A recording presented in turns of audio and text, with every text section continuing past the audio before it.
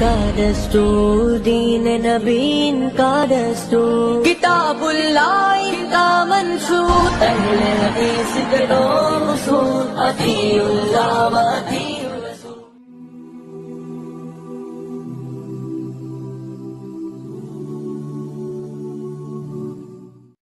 پانچویں حدیث عن ام المؤمنین ام عبد اللہ عائشہ رضی اللہ تعالی عنہ قالت قال رسول اللہ صلی اللہ علیہ وسلم من احدث في امرنا هذا ما ليس منه فهو رد، وفي رواية لمسلم من عمل عملا ليس عليه امرنا فهو رد۔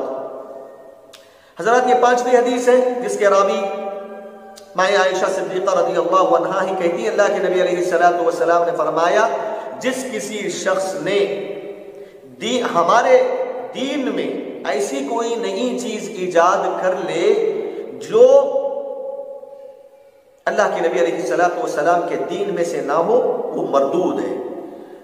مسلم کی ایک روایت میں اس طرح کے الفاظ آئے ہیں جو کوئی بھی ایسا عمل کرے جو عمل ہمارے دین میں سے نہ ہو وہ مردود ہے، وہ قابل رد ہے۔ حضرت یہ ترجمہ میں نے آپ کے سامنے کیا۔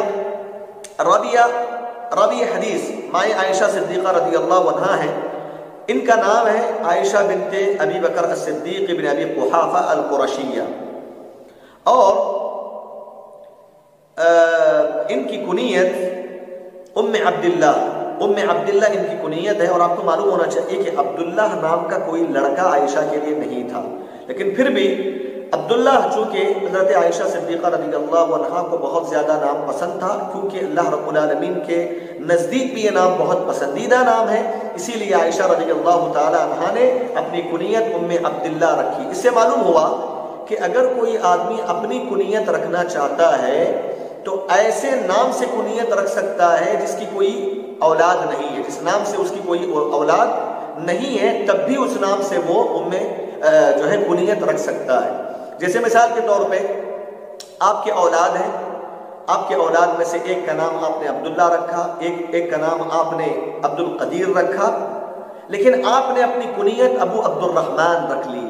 عبد الرحمن نام کا کوئی بیٹا نہیں ہے آپ کا، پھر بھی آپ نے ابو عبد الرحمن رکھا، اس میں گنجائش ہے، کوئی حرج کی بات نہیں، جیسا کہ عائشہ رضی اللہ عنہا نے ایسے نام سے اپنی کنیت رکھ لی جس نام سے ان کا کوئی بیٹا نہیں تھا۔ ام عبداللہ ان کی کنیت تھی۔ نبی علیہ السلام نے ان سے شادی کی جس وقت مائیں عائشہ صدیقہ رضی اللہ عنہا کی عمر 6 سال کی تھی، لیکن آپ نے جب رخصتی کی عائشہ کی، اس وقت عائشہ صدیقہ رضی اللہ عنہا کی 9 سال کی عمر تھی۔ پہلے نبی علیہ السلام نے عائشہ صدیقہ رضی اللہ عنہا کے بارے میں بہت سارے فضیلتیں بتائی ہیں، ان میں ایک اہم فضیلت آپ نے یہ بیان فرمائی، فضل عائشہ علی جمیع النساء کفضل الثرید علی سائر الطعام۔ عائشہ رضی اللہ عنہا کی فضیلت، ان کا مقام اور مرتبہ تمام کی تمام دنیا کی عورتوں پہ بالکل اسی طرح ہے جس طرح سرید ایک قسم کا عمدہ کھانا ہوا کرتا تھا نبی صلی اللہ علیہ وسلم کے دور میں۔ اللہ کے نبی کہتے ہیں اس کھانے کا مقام اور مرتبہ اور فضیلت سارے کے سارے کھانوں پر جس طریقے سے ہے بالکل اسی طرح عائشہ کا مقام اور مرتبہ دنیا کی تمام خواتین پر ہے۔ پہلے نبی سے پوچھا گیا کہ اے اللہ کے نبی سب سے زیادہ آپ کس کو چاہتے ہیں، کس سے محبت کرتے ہیں؟ نبی علیہ السلام نے فرمایا کہ میں عائشہ رضی اللہ تعالی عنہا سے محبت کرتا ہوں۔ عائشہ رضی اللہ عنہا کی ایک نمایاں خصوصیت جو کسی اور مؤمنین کو نصیب نہ ہو سکی وہ ہے عائشہ صدیقہ رضی اللہ عنہا طاہرہ ہیں، مطہرہ ہیں، یعنی جب منافقین نے عائشہ صدیقہ رضی اللہ عنہا پر غلط الزام لگایا تھا، بدکاری کا الزام لگایا تھا، والعیاذ باللہ، اللہ رب العالمین نے سورۃ النور میں پورا رکوع نازل فرمایا، جس رکوع میں آسمان سے اللہ رب العالمین نے عائشہ کی طہارت بیان فرمائی، کہا کہ عائشہ طاہرہ عورت ہے، پاک خاتون ہے، مطہرہ ہے۔ اللہ رب العالمین نے عائشہ کو اس الزام سے بری کر دیا، پاک و صاف کر دیا، اور قیامت کی صبح تک قرآن مجید کی تلاوت کرنے والا ہر قاری مائیں عائشہ صدیقہ رضی اللہ عنہا کی طہارت کو پڑھے گا، طہارت کا اعلان کرے گا، طہارت کا جو ہے ذکر کرے گا۔ حضرات یہ مقام اور مرتبہ ہے مائیں عائشہ صدیقہ رضی اللہ عنہا کا۔ اگر آپ فقہ کے سلسلے میں دیکھیں، دین کی معلومات کے سلسلے میں دیکھیں، تو آپ کو معلوم ہونا چاہیے کہ مائیں عائشہ صدیقہ رضی اللہ عنہا علی الاطلاق ساری کی ساری خواتین میں سب سے زیادہ فقیہہ تھی، سب سے زیادہ علم رکھنے والی خاتون تھی، حتیٰ کہ صحابہ اکرام مائیں عائشہ کے پاس آ کر مسائل پوچھتے تھے۔ فقیہہ تھیں، امت کی فقیہہ تھیں عائشہ، امت کی بڑی عالمہ تھیں عائشہ رضی اللہ عنہا۔ اور عائشہ رضی اللہ عنہا نے نبی علیہ السلام سے بہت ساری حدیثیں لیں، امت تک پہنچایا، جس کی تعداد 2210 حدیثیں ایسی ہیں جن حدیثوں کو انہوں نے نبی سے لیا اور امت تک پہنچایا۔ اور یہ عائشہ رضی اللہ عنہا فقہ کی جب بات آتی ہے، فقہی مسائل کی، تو عورتوں میں سب سے زیادہ فقہ کا علم رکھنے والی تھی۔ اور عائشہ رضی اللہ عنہا کی وفات تقریباً 50/7 یا 50/8 ہجری میں ہوئی۔ یہ عائشہ رضی اللہ عنہا کا مختصر تعارف میں نے آپ کے سامنے رکھا رضی اللہ عنہا۔ اس حدیث کے مقام اور مرتبے سے متعلق کچھ باتیں آپ کے سامنے رکھتا ہوں۔ من احدث فی امرنا، اس حدیث کے مقام اور مرتبے سے متعلق حافظ ابن حجر رحمۃ اللہ علیہ نے فرمایا هذا الحديث معدود في اصول الاسلام وقاعدة من قواعد الدين۔ فتح الباری میں ابن حجر نے کہا کہ من احدث فی امرنا، یہ حدیث ایسی حدیث ہے جو اسلام کے اصول میں اس کا شمار ہوتا ہے، دین کے بنیادی قاعدوں میں سے ایک قاعدے کی یہ حدیث ایک قاعدے کی حیثیت رکھتی ہے۔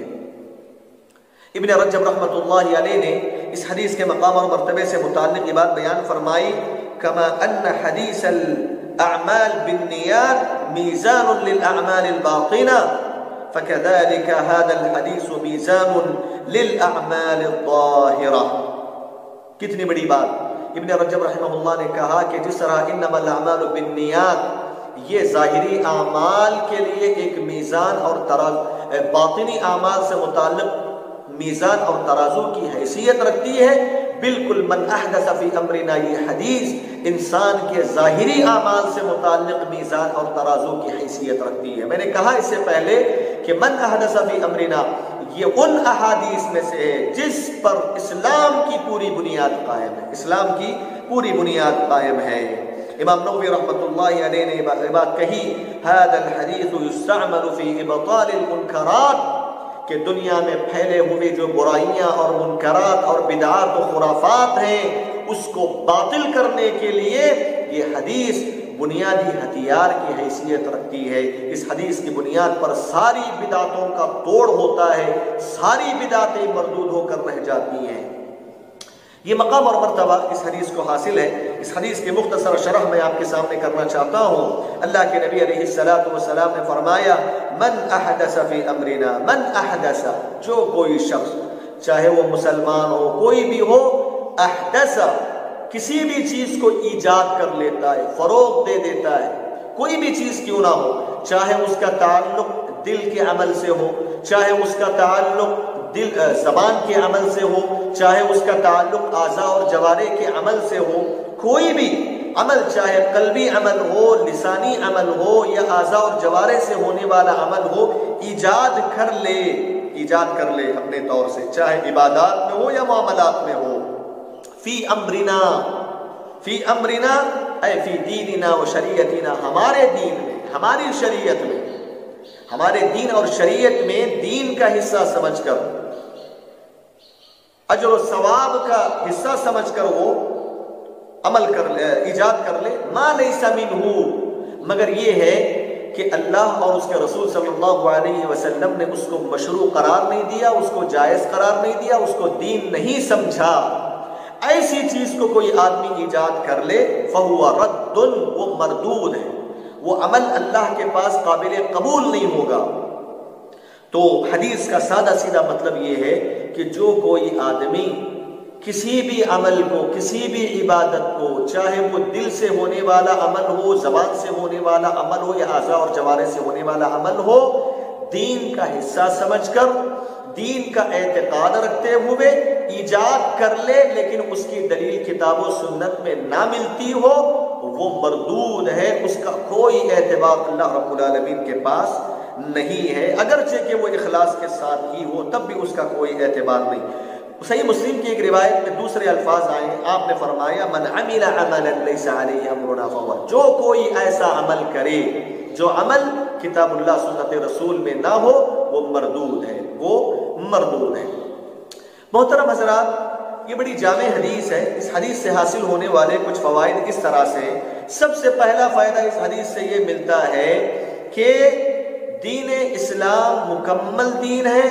اب اس کے بعد دین کے نام پر ثواب کی نیت سے ایسی کسی چیز کو ایجاد کر لینا جس کی دلیل کتاب و سنت میں نہ ملتی ہو، یہ حرام ہے، یہ کسی کے لیے جائز نہیں ہے، یہ بدعت شمار ہوگی، اور بدعتوں کو ایجاد کرنا حرام ہے، بہت بڑا گناہ ہے۔ ایاکم ومحدثات الامور فإن كل محدثة بدعة وكل بدعة ضلالة۔ دوسرا بڑا اہم فائدہ اس حدیث سے یہ معلوم ہوتا ہے کہ عمل کی قبولیت کے لیے نبی علیہ السلام کی متابعت، نبی علیہ السلام کا طریقہ ضروری ہے۔ اگر ہم اور آپ اللہ کو اخلاص للہیت کے خاطر جتنی بھی عبادتیں کر لیں، اگر وہ عبادتیں نبی علیہ السلام کے طریقے کے مطابق نہ ہو، وہ عمل مردود ہو کر رہ جاتا ہے۔ اسی لیے عمل کی قبولیت کے لیے جہاں اخلاص ضروری ہے، وہیں نبی علیہ السلام کا طریقہ بھی ضروری ہے۔ تیسرا بڑا اہم فائدہ اس حدیث سے جو ملتا ہے وہ یہ ہے کہ جو کوئی شخص دین کے اندر بدعتوں کو ایجاد کر لیتا ہے وہ سخت ترین وعید کا مستحق قرار پاتا ہے، جس کے سلسلے میں آپ نے فرمایا لعنت اللہ والملائکۃ والناس اجمعین، اللہ رب العالمین جو آدمی بدعتوں کو ایجاد کرتا ہے ایسے آدمی پر اللہ رب العالمین کی لعنت برستی ہے، فرشتوں کی لعنت برستی ہے، دنیا کے تمام لوگوں کی لعنت ایسے آدمی پہ برستی ہے۔ اللہ رب العالمین ایسے آدمی کے نفل عبادتوں اور فرض عبادتوں کا اجر و ثواب نہیں دیتا۔ کتنی بڑی وعید آئی ہے، اسی لیے بدعتوں سے بچنا ضروری ہے۔ نمبر 4، یاد رکھیے اس حدیث میں مصالح مرسلہ داخل نہیں ہوتے، یعنی ایسی چیزیں جو دین کی حفاظت کے خاطر بعد میں جو ہے آ گئی ہیں، دین کے حفاظت کے خاطر اس کو ایجاد کر لیا گیا، دین کا حفاظت مقصود تھا، جس کو مصلحت مرسلہ کہا جاتا ہے۔ جو بھی عمل مصالح مرسلہ کے قبیل سے ہے وہ اس حدیث میں داخل نہیں ہوگا۔ جیسے قرآن کو جمع کیا گیا، ابو بکر صدیق نے قرآن کو جمع کیا، حضرت عثمان رضی اللہ تعالیٰ عنہ نے سارے لوگوں کو ایک حرف پر جمع کیا، اسی طرح قرآن پر اعراب لگایا گیا، یہ سب کچھ دین کی حفاظت کے خاطر تھا۔ ان تمام اعمال کا تعلق مصالح مرسلہ سے ہے، جو عمل مصالح مرسلہ سے ہو وہ بدعت کبھی نہیں ہو سکتا۔ اس باریکی کو سمجھنا بہت ضروری ہے۔ حضرات، اس حدیث سے ایک اہم فائدہ یہ بھی معلوم ہوتا ہے کہ کوئی بھی عمل، چاہے وہ دل سے ہونے والا ہو، زبان سے ہونے والا ہو، اعضاء اور جوارح سے ہونے والا ہو، اگر اس کی بنیاد بدعت پر قائم ہے، کتاب اللہ سنت رسول کی دلیل پر قائم نہیں ہے، اور اس عمل کو عبادت سمجھ کر کیا جاتا ہو، اس کا کوئی اعتبار نہیں ہے، وہ مردود ہے، وہ مردود ہے۔ اور سب سے اہم فائدہ، 5واں فائدہ جو اس حدیث سے معلوم ہوتا ہے وہ یہ ہے کہ اس حدیث کے اندر بدعت کی تعریف کی گئی ہے۔ بدعت کی جو علماء تعریف کرتے ہیں نا، اس کی بنیادی دلیل یہی حدیث ہے، سمجھ رہے ہیں نا؟ بدعت کی جو تعریف علماء بدعت کی تعریف کیا کرتے ہیں علماء؟ میں نے ذکر کر دیا تشریح میں حدیث میں، بدعت کی تعریف یہی کرتے ہیں علماء کہ کوئی بھی عمل، چاہے اس کا تعلق دل کے عبادت سے ہو، زبان کی عبادت سے ہو، یا اعضاء اور جوارح کے عمل سے ہو، کوئی آدمی ایجاد کر لے اور دین سمجھ کر ایجاد کر لے، ثواب کی نیت سمجھ کر اس کو ایجاد کر لے یا اس پر عمل کرے، لیکن اس کی دلیل ما لیس منہ، کتاب اللہ سنت رسول عمل صحابہ سے اس کی دلیل نہ ملتی ہو، وہ بدعت۔ تو یہ حدیث من احدث فی امرنا هذا ما لیس منہ فہو رد، یہ بدعت کا ضابطہ ہے، یہ بدعت کی تعریف ہے یہ حدیث۔ تو ایک بڑا اہم نکتہ ہے جو ہم اور آپ کو ذہن میں ہونا چاہیے۔ میرے بھائیوں، اخیر میں اس حدیث سے حاصل ہونے والے فقہی قواعد سے متعلق بتانا ضروری ہے۔ سب سے اہم قاعدہ فقہیہ جو استنباط ہوتا ہے اس حدیث سے وہ یہ ہے، کل شیء وجد سببہ على عهد رسول الله صلى الله عليه وسلم مع زوال المانع لم يفعله النبي صلى الله عليه وسلم فالتعبد به بدعة. بہت ہی اہم قاعدہ. سادہ سیدھا مطلب یہ ہے اس کا، اللہ کے نبی صلی اللہ علیہ وسلم کے دور میں کوئی کام کرنے کا سبب موجود تھا اور مانع نہیں تھا، اس کے باوجود نبی علیہ السلام نے اس عمل کو اختیار نہیں کیا. اب نبی کی زندگی کے بعد اس عمل کو اختیار کرنا عبادت کے طور پہ، اجر و ثواب کے طور پہ، وہ بدعت شمار ہوگا. اس کی مثال عید میلاد النبی، نبی علیہ السلام کی پیدائش کی مناسبت سے عید منانا. آپ دیکھیں نبی علیہ السلام کے دور میں عید میلاد النبی آیا ہے کہ نہیں آیا؟ آیا، ہر سال آتا تھا. اللہ کے نبی کے دور میں آتا تھا کہ نہیں آتا تھا؟ اللہ کے نبی کی پیدائش کا دن نبی کے دور میں ہر سال آیا کرتا تھا. سبب تھا نا، اس کے باوجود اللہ کے نبی نے کبھی عید میلاد النبی کی مناسبت سے عید نہیں منائی. تو اب نبی کے بعد اس چیز کو عید تسلیم کر لینا یہ بدعت شمار ہوگا. اس کی مثال، ایک اور مثال، 15 شعبان کو ایک بدعت کو ایجاد کیا گیا شب برات کے نام سے، رات میں قیام کرنا، عبادتیں کرنا، رات خاص طور سے روزے کا اہتمام کرنا. نبی علیہ السلام کے دور میں شعبان کا مہینہ آیا ہے کہ نہیں آیا؟ آیا. سبب موجود تھا عمل کرنے کا، پھر بھی نبی علیہ السلام نے شعبان کی آدھی رات کو پوری رات نہیں جاگا، خاص طور سے نہ اس کی تعلیم دی ہے. سبب تھا، پھر بھی اللہ کے نبی نے اس کو نہیں کیا. اب اس کے بعد ہم اور آپ عبادت سمجھ کے اس کو کرتے ہیں تو وہ بدعت ہے. یہی اس قاعدے کا مطلب ہے، کل شیء وجد سببه على عهد رسول الله صلی اللہ علیہ وسلم مع زوال المانع لم يفعله النبي صلی اللہ علیہ وسلم فالتعبد به بدعہ. تو دوسرا بڑا اہم فقہی قاعدہ یہ اس حدیث سے ملتا ہے، النہی عن العمل یقتضی فسادہ. کسی بھی عمل سے روک دیا جائے، حرام قرار دے دیا جائے، وہ عمل فاسد ہو جاتا ہے، وہ عمل فاسد ہو جاتا ہے، یعنی اس کا کوئی اعتبار نہیں ہے. مثال کے طور پہ اللہ رب العالمین نے قرآن میں کہا، یا ایھا الذین آمنوا اذا نودی للصلاۃ من یوم الجمعہ فاسعوا الی ذکر اللہ وذروا البیع. جب اذان دے دی جائے جمعہ کی، اگر 2 اذانیں ہوتی ہیں تو دوسری اذان جب ہو جائے گی، جس اذان کے بعد خطیب خطبہ دیتا ہے، وہ اذان ہونے کے بعد تم خرید و فروخت نہ کرو، چھوڑ دو خرید و فروخت کرنا. اللہ تعالیٰ نے حرام قرار دیا، منع کر دیا کہ مت کرو خرید و فروخت اذان ہو جانے کے بعد. اب اگر کوئی آدمی اذان ہونے کے بعد خرید و فروخت کرتا ہے تو علماء کہتے ہیں کہ خرید و فروخت کا کوئی اعتبار نہیں ہوگا، وہ منسوخ و فسخ ہو جائے گا. پھر دوبارہ نماز ہو جانے کے بعد اس کو بیچنا ہوگا اور خریدنے والے کو نئے سرے سے خریدنا ہوگا. اس کا وہ خریدنا بیچنا صحیح نہیں ہوگا، فاسد ہو جائے گا. یہی ہے النہی عن العمل یقتضی فسادہ. یہ 2 بنیادی اہم قاعدے ہیں. یہ دوسرا قاعدہ فہو رد سے لیا گیا، فہو رد.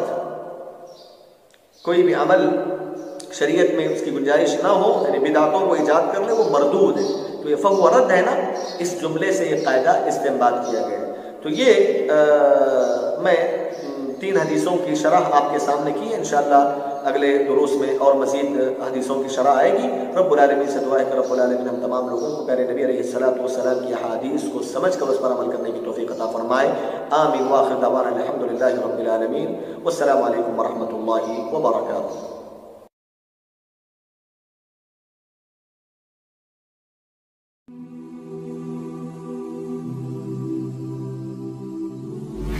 نبی کا دستور